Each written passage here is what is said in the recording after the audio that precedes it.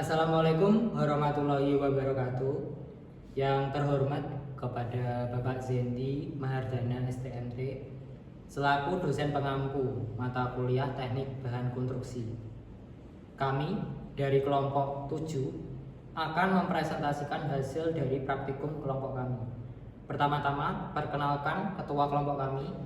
Saya M. Miki Duardian dengan NIM 202205010475. Saya Prima Nugroho dengan NIM 2022 0501 0450. Saya Ferdi Desiano dengan NIM 2022 0501 0499. Saya Agil Purwandaru dengan NIM 2022 0501 0422. Saya Lukman Kolis dengan NIM 2022 0501 0601. Saya Anjardi Prastyo dengan NIM 2022 0501 0437.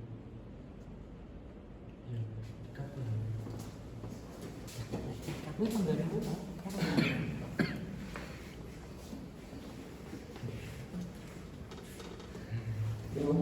mungkin kita agak. Bacaan kau kan enggak. Agenda pendahuluan 2. Tinjauan pustaka 3. Metodologi 4. Pembahasan 5. Kesimpulan dan saran. Untuk selanjutnya pembahasan. Beton merupakan material utama dalam pembangunan infrastruktur berkelanjutan karena sifatnya yang kuat dan terhadap cuaca ekstrim, fleksibel dalam pembentukan dan efisien secara biaya.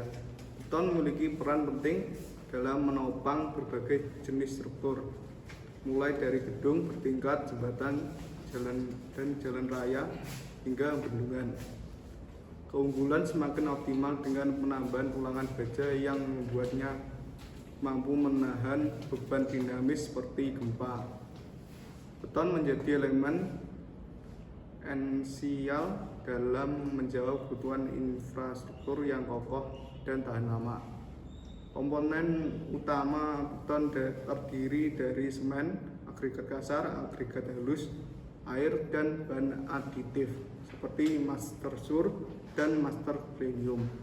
Semen berfungsi sebagai pengikat melalui proses hidrasi. Agregat kasar memberikan kekuatan dan stabilitas, sedangkan agregat halus mengisi rongga untuk meningkatkan kepadatan. Air memicu proses hidrasi, sementara bahan aditif membantu meningkatkan kinerja beton, seperti memperlambat pengikatan untuk kemudahan aplikasi master sur dan meningkatkan workability serta kekuatan beton master premium. Berbagai parameter pengujian seperti uji kekuatan tekan, slump, dan kepadatan digunakan untuk memastikan kualitas beton yang aman dan sesuai kebutuhan konstruksi. Praktikum beton bertujuan untuk memberikan pemahaman mendalam tentang sifat mendasar beton, proses pembuatannya, serta teknik pengujian kualitas. Melalui praktikum ini, mahasiswa dilatih memahami peran setiap komponen penyusun beton, menguasai pengujian standar, dan menganalisis kualitas beton untuk berbagai kebutuhan proyek konstruksi. Dengan keterampilan yang diperoleh, mahasiswa diharapkan mampu berkontribusi dalam pembangunan infrastruktur kualitas tinggi yang mendukung keberlanjutan di masa depan. Untuk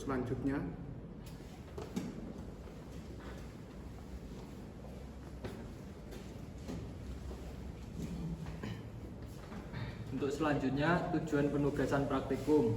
Adapun tujuan dari penugasan praktikum pada mata kuliah Teknik Bahan Konstruksi dapat diuraikan dengan sebagai berikut. 1.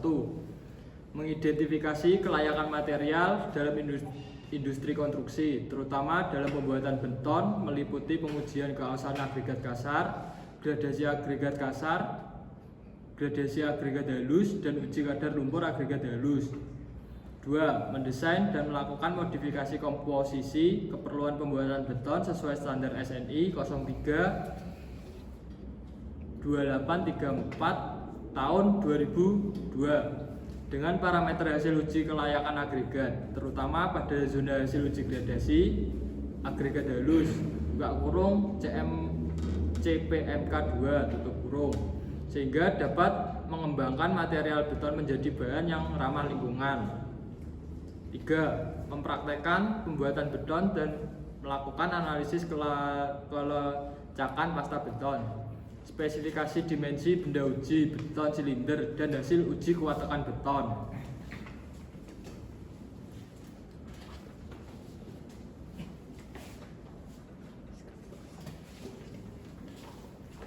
Untuk selanjutnya yaitu manfaat penugasan praktikum.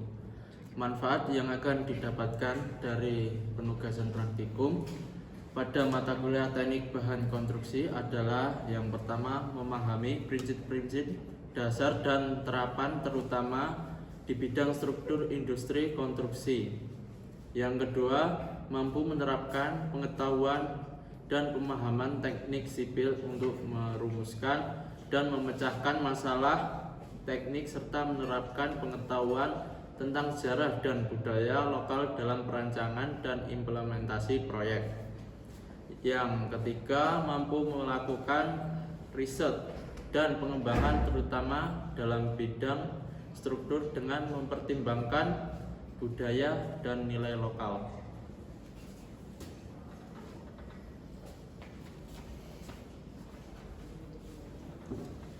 Selanjutnya adalah tinjauan pustaka. Dalam tinjauan pustaka yang akan dibahas ada 3. Yang pertama, filosofis bahan konstruksi. Yang kedua, beton sebagai material konstruksi. Yang ketiga, bahan penyusun beton.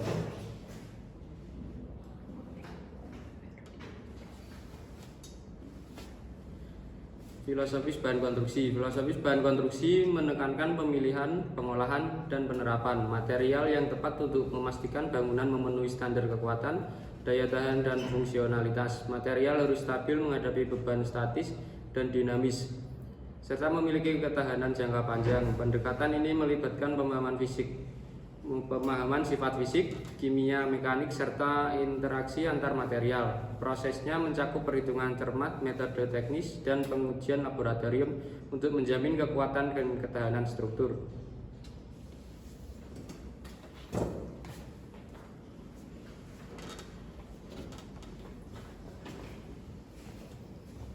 Untuk selanjutnya yaitu beton sebagai material konstruksi. Beton adalah material konstruksi yang terdiri dari campuran semen, agregat kasar, agregat halus, air, dan bahan tambahan lainnya seperti zat aktif. Beton unggul karena kekokohannya dan daya tahannya, menjadikannya pilihan utama untuk berbagai proyek seperti gedung bertingkat, jembatan, dan jalan raya. Kualitas beton ditentukan oleh komposisi bahan penyusunnya, termasuk zat aditif untuk meningkatkan sifat tertentu, seperti ketahanan terhadap suhu ekstrim dan bahan kimia. Berdasarkan SNI 03-2834/2000, komposisi yang tepat menghasilkan beton dengan kekuatan tekan tinggi, daya tahan terhadap kehausan, serta ketahanan terhadap kelembapan dan suhu ekstrim.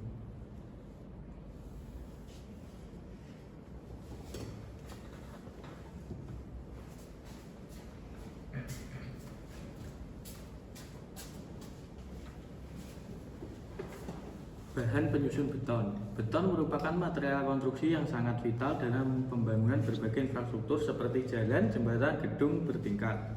Mutu beton sangat ditentukan oleh kualitas dan komposisi bahan penyusunnya, yaitu agregat kasar, agregat halus, perekat hidrolis, bahan adiktif, dan air. Pengujian dalam beton. Berbagai pengujian beton dilakukan untuk memastikan kualitas dan kinerja material. Uji keausan agregat mengevaluasi ketahanan agregat terhadap abrasi, sedangkan uji gradasi menganalisis distribusi ukuran partikel untuk mengurangi resiko retak pada beton. Uji kadar lumpur memastikan kebersihan agregat halus dengan batas maksimum 5% dari berat agregat. Slam tes digunakan untuk mengukur kelacakan beton segar, mencegah pemisahan material yang dapat menurunkan kekuatan. Selain itu, uji dimensi beton memastikan komponen sesuai dengan spesifikasi teknis, dan uji kuat tekan beton memiliki nilai kemampuan beton menahan beban. Serangkaian pengujian ini memastikan beton memenuhi standar kualitas yang dibutuhkan untuk membangun struktur yang kokoh, aman, dan tahan lama.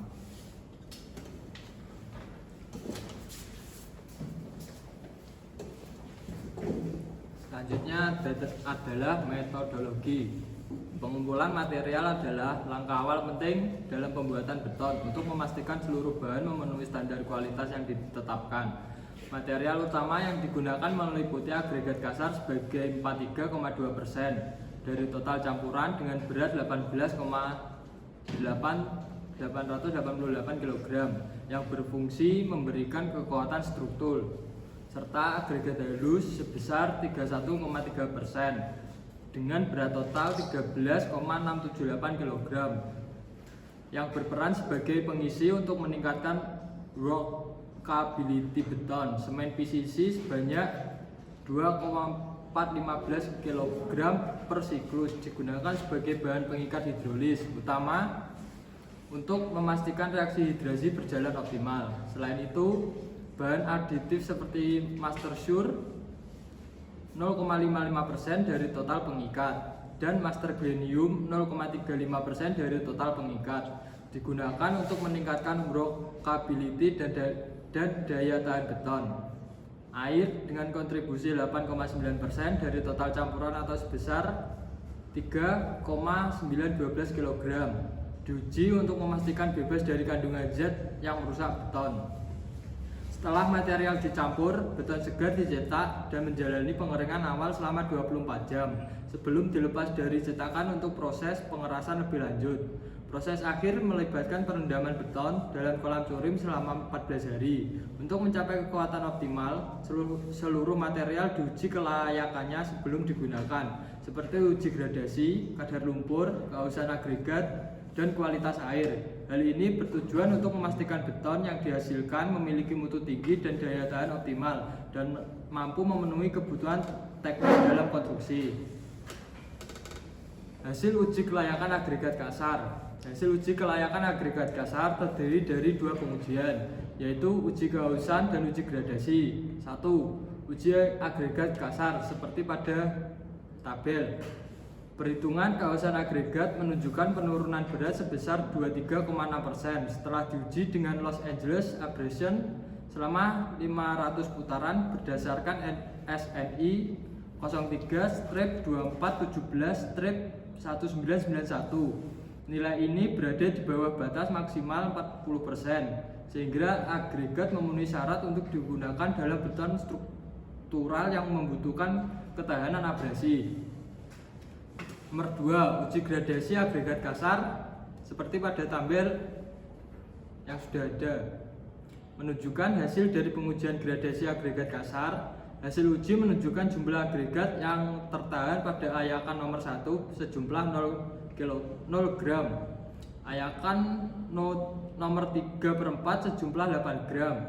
Ayakan nomor 1/2 sejumlah 626 gram. Ayakan nomor 3/8 sejumlah 559 gram dan ayakan nomor 4 sejumlah 801 gram dan ayakan nomor 8 sejumlah 376 gram.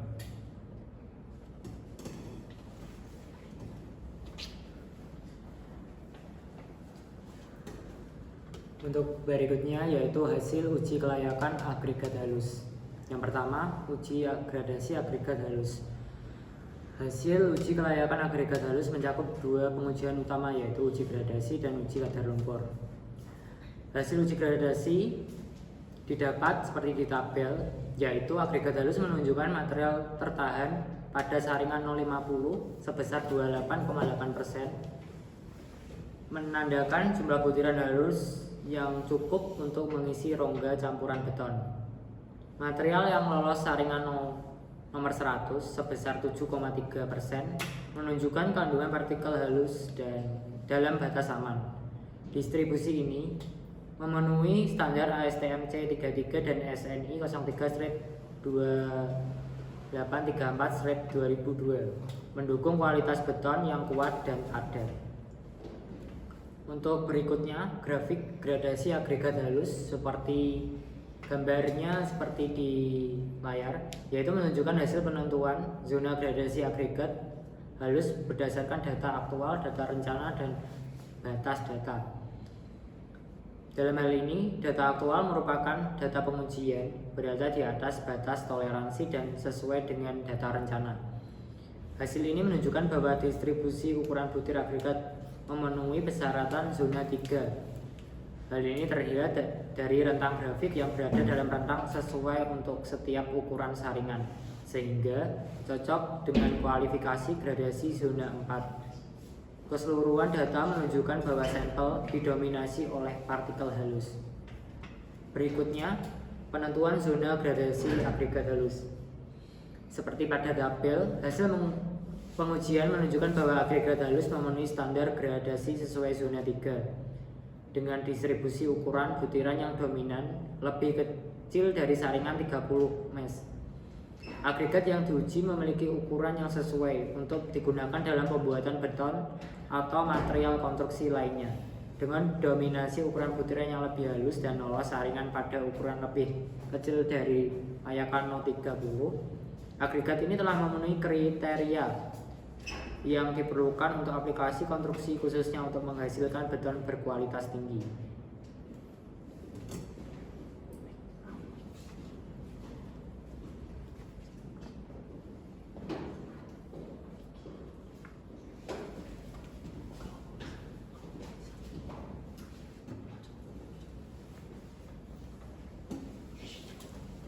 Uji kadar lumpur agregat halus seperti tabel berikut. Uji kadar lumpur agregat halus menunjukkan volume lumpur sebesar 10 mm dan volume pasir sebesar 400 mm, menghasilkan kadar lumpur 2,44%. Nilai ini menunjukkan kandungan lumpur yang rendah memenuhi standar untuk digunakan dalam pembuatan beton kualitas. Kandungan lumpur yang rendah penting untuk menjaga kekuatan dan ketahanan beton karena lumpur berlebih dapat mengurangi kualitas ikatan antar material. Rekapitulasi komposisi beton dalam Jokmik formula seperti tabel berikut. Benda uji berbentuk silinder dengan volume awal 0,005 meter persegi dirancang dengan tambahan faktor keamanan 20% menghasilkan volume akhir 0,006 meter per silinder dan 0,016 meter untuk keseluruhan sampel. Komposisi bahan meliputi agregat kasar yaitu 43,2%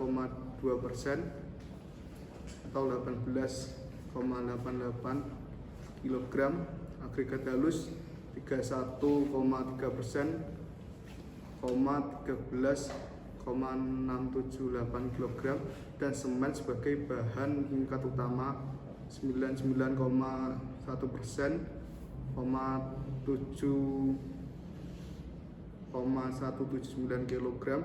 Bahan tambahan berupa master sur yaitu 0,040 kg dan master premium 0,025 kg digunakan untuk meningkatkan kualitas beton, sementara air 8,9%,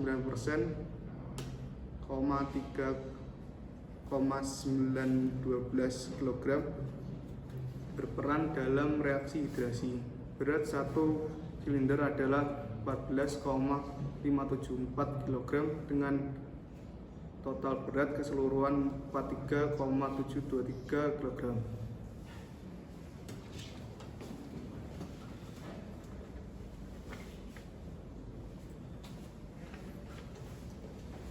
Selanjutnya adalah hasil uji kelecekan pasca beton atau tes selam. Seperti yang terlihat pada tabel, hasil uji selam beton konvensional menunjukkan penurunan sebesar 1,9 cm dari tinggi awal 30 cm, menghasilkan nilai selam 28,1 cm yang termasuk kategori low low slump dengan konsistensi kental. Nilai ini menunjukkan beton memiliki workability rendah, cocok untuk struktur seperti dinding penahan tanah, tiang pancang, atau elemen yang membutuhkan bentuk stabil.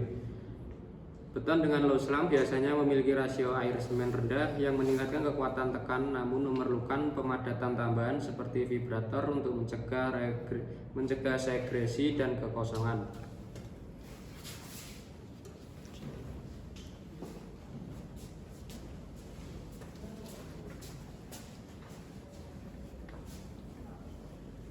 Hasil uji dimensi benda uji beton yang sudah terlihat pada tabel. Hasil pengujian berat basah, berat kering, dan dimensi agregat menunjukkan data yang konsisten dengan standar mutu beton. Dengan total berat basah 38,94 gram dan berat kering 38,70 gram. Sedangkan dimensi diameter rata-rata 14,6 mm dan tinggi 31-33 mm cukup seragam. Berdasarkan hasil ini, agregat dinilai layak untuk digunakan dalam campuran beton, mendukung stabilitas dan kekuatan beton sesuai rencana.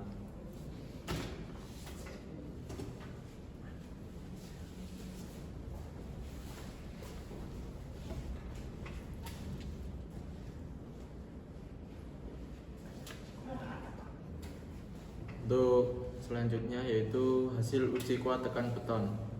Pada tabel tersebut, hasil uji kuat tekan menunjukkan sampel beton 1 memiliki nilai kuat tekan 3,54 kN dengan mutu beton Fc sebesar 4,62 MPa.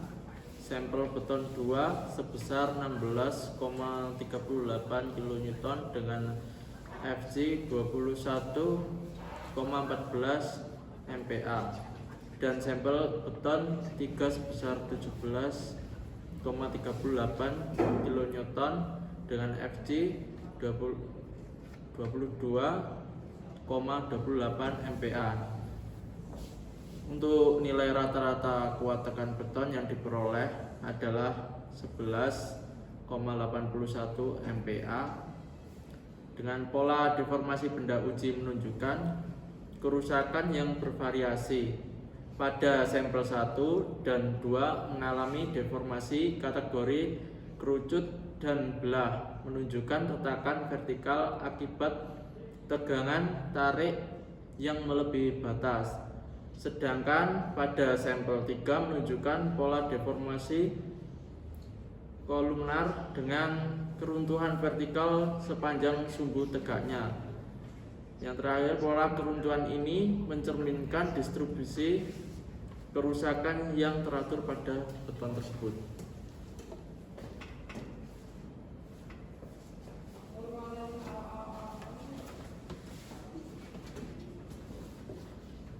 Dari pembahasan yang telah disampaikan, mendapat kesimpulan bahwa berdasarkan hasil uji pengujian, material campuran beton belum sepenuhnya memenuhi standar, sehingga mutu beton yang dihasilkan tidak mencapai target 21,7 MPa. Uji keausan agregat kasar menunjukkan nilai 23,6%, masih dalam batas maksimal 40%, mengindikasikan ketahanan agregat yang baik, gradasi agregat kasar dan halus sesuai standar, dan kadar lumpur 2,44% tidak memengaruhi ikatan semen dengan agregat penggunaan bahan aditif seperti master glenium dan master sur, membantu meningkatkan kekuatan beton, namun nilai kuat tekan rata-rata hanya mencapai 11,88 MPa, lebih rendah dari yang direncanakan. Penyesuaian komposisi material diperlukan untuk mencapai mutu beton yang optimal sesuai dengan perencanaan.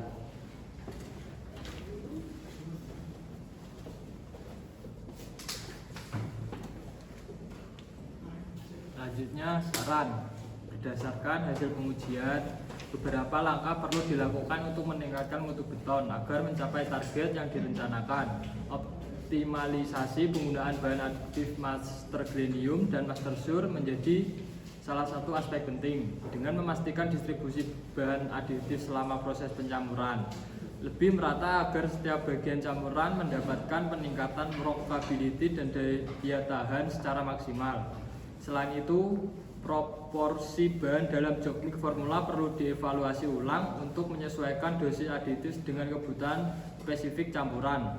Pada pengujian kuat tekan, keterlambatan pembacaan alat uji menyebabkan hasil pada sampel beton 1 menunjukkan kekuatan lebih rendah dari yang diharapkan, seperti terlihat pada grafik hasil pengujian. Untuk menghindari kesalahan serupa, pengawasan yang lebih ketat dan sinkronisasi waktu pembacaan alat uji harus diterapkan. Penelitian lanjutan diperlukan untuk mengevaluasi prosedur pengujian kuat tekan dan memastikan proses pencampuran, pemadatan serta curing dilakukan secara konsisten untuk mencapai mutu beton sesuai standar perencanaan.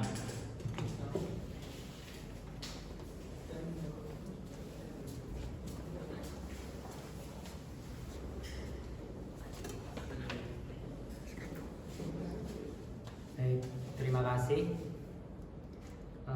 Kami tutup. Wassalamualaikum warahmatullahi wabarakatuh.